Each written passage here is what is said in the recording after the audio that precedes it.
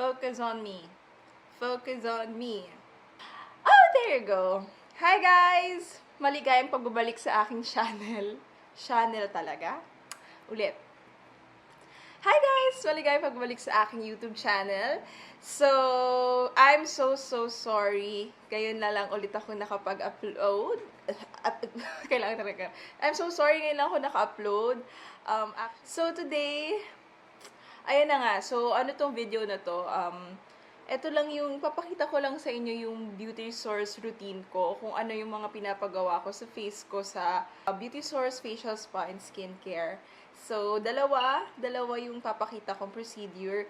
First ay yung jet peel, and then second ay yung Oxygeneo. Super love ko yung dalawang treatment na yun kasi napaka-refreshing niya sa face and talagang mararamdaman mo na talagang kinakaskas niya talaga lahat ng kamalian sa mukha mo. So, ayun. Without further ado, let's get started. So, first things first, linisin muna ang face. So, if-facial muna ako, and then after that, sasagawa na nga yung jet peel and Geneo. So, after my facial, hi guys! So, ito na nga ang jet peel session. Ayan, so nakikita nyo, parang merong hangin siya plus may combination ng water na infused ng mga ingredients na magpapaganda sa face nyo. So, ayan, parang may pressure siya na ilalagay natin sa face. So, super refreshing ng feeling, as in parang naligo ka, ganon. Tapos, ang lamig-lamig niya sa mukha. So, talagang parang mararamdaman mo, pinapamper niya yung face mo. And, yeah, pinapasok niya lahat ng good energy sa face mo. Ayan, ang jet peel. So, ganyan lang. Gaganyan-ganyan siya sa face mo.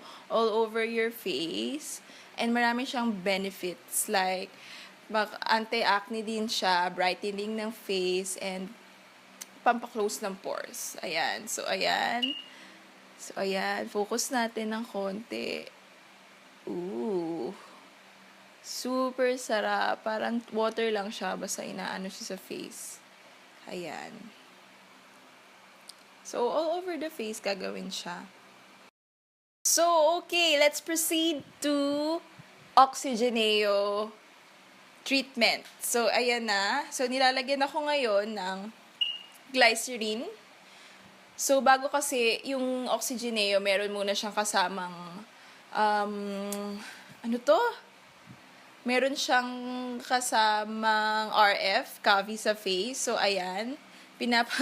Pampaimpis na mukha. So, kitang-kita nyo naman na kailangan ko niyan kasi ang laki ng aking pisngi. So, ayan na nga. So, ayan. Pinapadaan lang siya sa face ko and nagfo-focus si Miss A sa aking cheeks area. Hindi niya na dinama yung forehead ko. Kasi yun talaga parang may problema yung cheeks kasi nga malaki siya. So, ayan.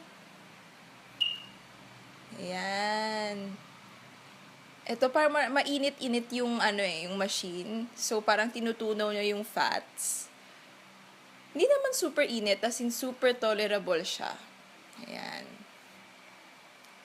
So, next ay ito na talaga yung Geneo procedure. So, after mong i-Kavi, i-RF, puproceed na tayo. So, nilalagay na sa akin yung Neo Bright. So, pampabrighten siya ng face. So, ayan, ina-apply siya. Same as kung paano rin in-apply yung glycerin. Ayan.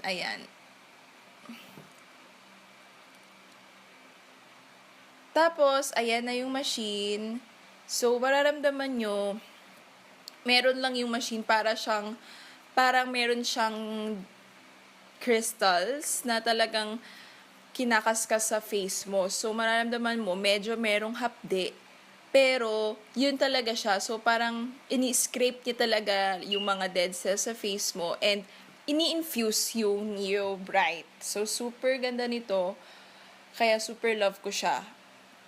Ayan, mararamdaman mo kasi talaga na pinapasok niya sa iyo yung gamot eh. So, ayan. So, all over my face. Ayan. Ngayon, parang super manhid na ako sa kanya kasi parang nare-relax na ako. Nung umpisa, mahapdi siya, parang di ako makapakali. Pero ngayon, carry ko na siya. So, ngayon naman, nilalagyan ako ng vitamin C kasi magpo-proceed na sa next procedure ng Geneo. Yun ay yung cryo. So, meron kaming mga Geneo machines sa lahat. Meron kami sa GH and sa Tiende. Pero dito sa SM North, iba yung machine namin. Meron siyang kasamang cryo. So, ano ba yung cryo? Makikita nyo mamaya. So, ayan, nilalagyan nga ako ng vitamin C. So, ayan. So, yung cryo, ano siya, para siyang malamig na steel, tapos iaano siya sa face mo. So, pang-close siya ng pores, super lamig din niya. So, after kaskasin nung Neo Bright yung face mo, nung Capsugen yung face mo, ayan, i-close niya ngayon. Super sarap din ito kasi ang lamig niya. Tapos parang nilalagyan ng ice talaga yung face mo. So, ayan. So, ini-infuse yung vitamin C and then yung Neo Bright pa din sa face. So, sinasarado niya na yung pores. 'Diba? Super love, love, love, love. So, ayan. Inaan niya siya sa face ko. Yay! So, ayan, natapos na yung mga pinagagawa sa mukha ko. Ngayon, hindi pa lang siya nawa-wipe off, pero ayan siya. Ramdam na ramdam ko na parang gustong-gusto ko nang hawakan yung face ko kasi nalaman ko super soft niya.